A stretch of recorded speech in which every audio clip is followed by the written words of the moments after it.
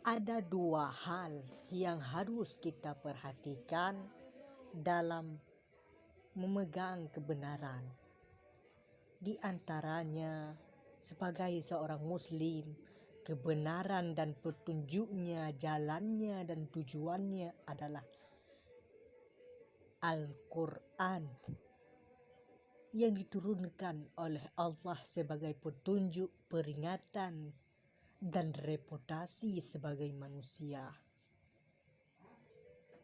Itu bisa menjadi sebuah keberuntungan apabila kita mengikutinya dan memahaminya dengan betul dan benar.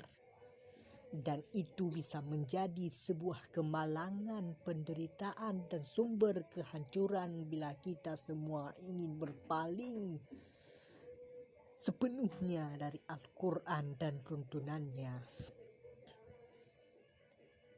Para ilmuwan mengucapkan bahwa di antara syarat mengikuti jalan yang benar, mengikuti jalan yang selamat adalah dengan mengikuti Al-Quran.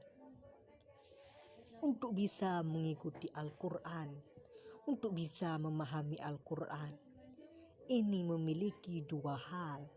Yang pertama, mau mengikuti, yang kedua, mau memahami. Maka syarat yang paling utama dan terutama dan yang paling penting di antara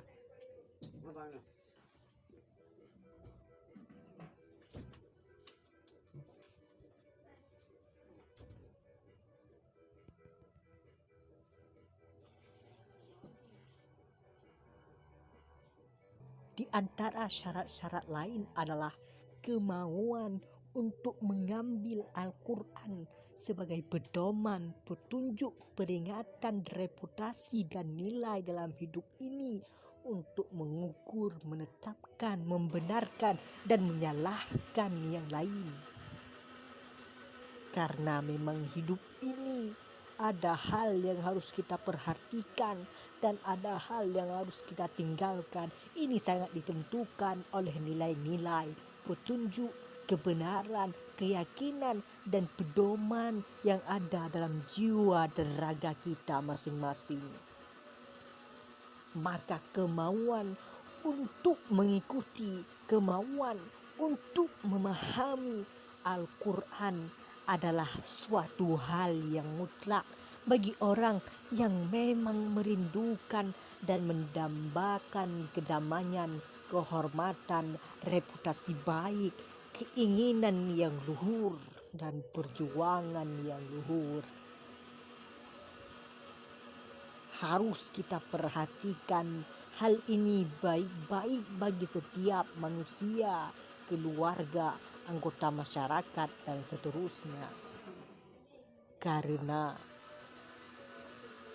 Al-Quran bukan hanya saja menjadi petunjuk bagi manusia, tapi ia juga peringatan sekaligus jalan kebenaran bagi seluruh manusia, bukan hanya untuk orang Islam, tanpa membedakan ras, tempat, wilayah, dan kaya miskinnya seseorang.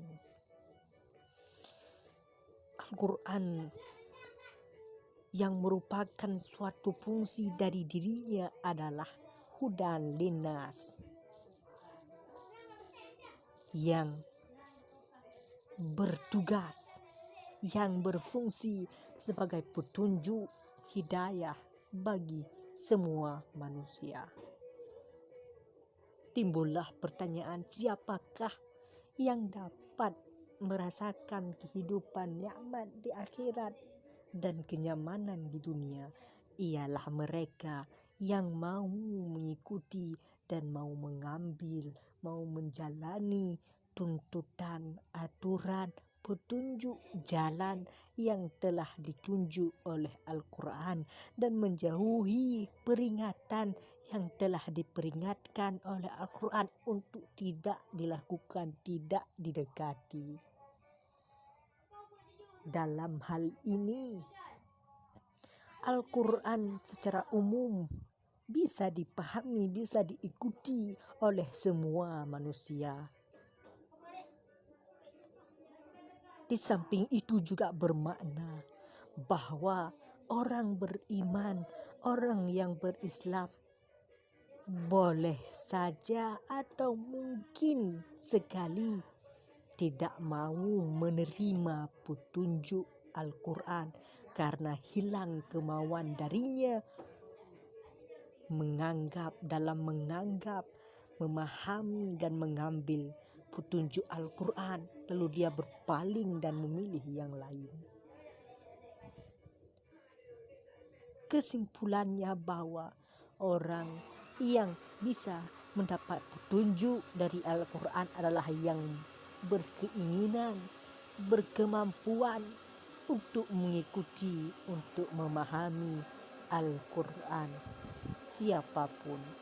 Namun demikian, tentunya Al-Quran, kepercayaan yang kita pertaruhkan, yang kita percayakan, yang kita jalani, tentu mengandung sebuah kepercayaan iman, keyakinan bagi orang yang mengikutinya, bagi orang yang ingin mendalaminya.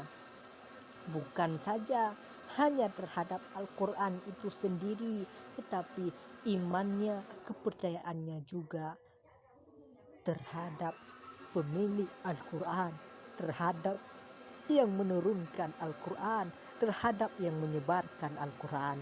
Dan inilah awal mula keimanan. Ia juga akan percaya kepada Allah, Rasulullah, malaikat, dan seterusnya. Hanya orang-orang yang berkemauanlah yang mampu selamat apabila tujuannya adalah selamat. Hanya orang yang berkemauanlah yang akan bahagia apabila tujuannya bahagia. Hanya orang yang berkemampuanlah yang akan sukses bila tujuannya sukses. Hanya orang yang berkemauan tinggilah yang akan mencapai kedamaian apabila tujuannya adalah kedamaian. Ada